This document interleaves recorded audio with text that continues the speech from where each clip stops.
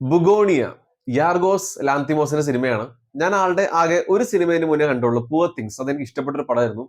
പക്ഷെ ബുഗോണിയ എന്നെ ശരിക്കും ഞെട്ടിച്ചു കളഞ്ഞു. എനിക്കിത് വളരെ വളരെ അധികം ഇഷ്ടപ്പെട്ട ഒരു സിനിമയായി മാറി. ഒരു ഭയങ്കര ഇമ്മേഴ്സീവ് എക്സ്പീരിയൻസ് ആണ് സിനിമ എനിക്ക് പേഴ്സണലി തന്നത്. ഞാൻ ഈ സിനിമ കണ്ടില്ലായിരുന്നെങ്കിൽ എനിക്ക് പിന്നീട് ഒരു ദുഃഖം വന്നേനെ. It was very entertaining, engaging, interesting, dark and violent.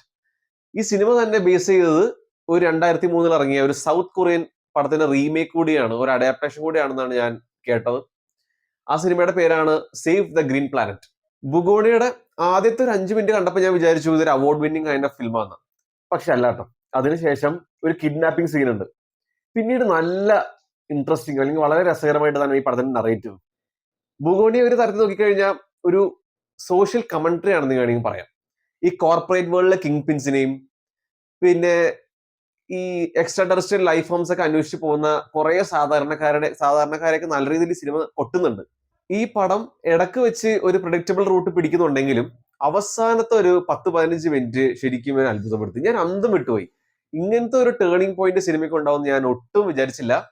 അതുകൊണ്ട് കൂടെ തന്നെ ഈ സിനിമ എനിക്ക് വളരെ വളരെ അധികം ഒരു ഒരു യുണീക് കൈൻഡ് ഓഫ് എക്സ്പീരിയൻസ് ആണ് സിനിമ പേഴ്സണലി തന്നത്.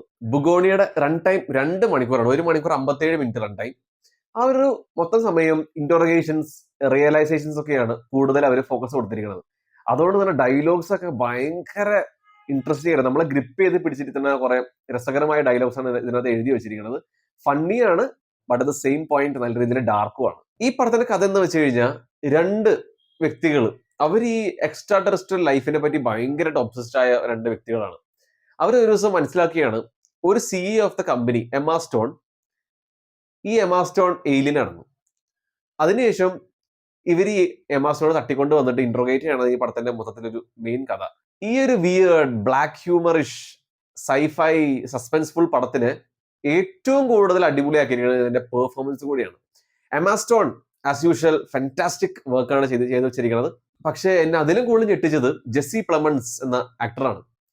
ആ ഒരു അബ്സേർഡ്, വിയേർഡ്, സൈക്കോട്ടിക് ആ ഒരു ക്യാരക്ടറിന്റെ ഇമോഷൻസ് എല്ലാം വേറെ ലെവലായിട്ടാണ് ആ ഒരു ആക്ടർ കൺവേ ചെയ്തിരിക്കുന്നത്. നമുക്ക് ശരിക്കും തോന്നും പക്ക ഒരു സൈക്കോ തന്നെയാണ്. അതിന്റെ കൂടെ തന്നെ ഏഡൻ ഡെൽബിസ് വളരെ ഇന്നസെന്റോടെ തന്നെ പെർഫോം ചെയ്തിട്ടുണ്ട്. നമുക്ക് പാവം തോന്നും. പിന്നെ വേറൊരു പോലീസ് ആക്ടർ ഉണ്ട്, ഡീസന്റ് ആയിരുന്നു.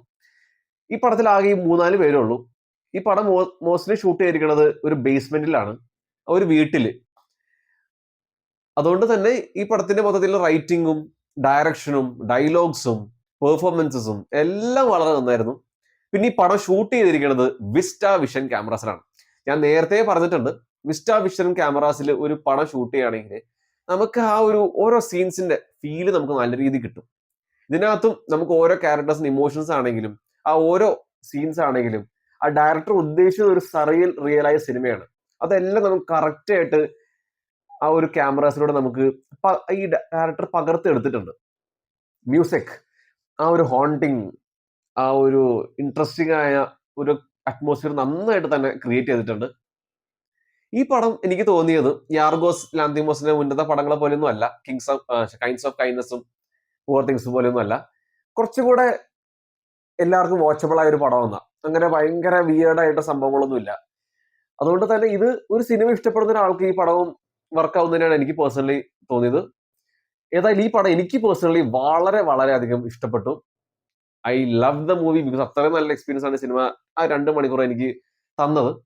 It was interesting, engaging, suspenseful, black humour നന്നായിട്ട് വർക്ക്ഔട്ട് ആയിട്ടുണ്ട്. It was very dark and entertaining.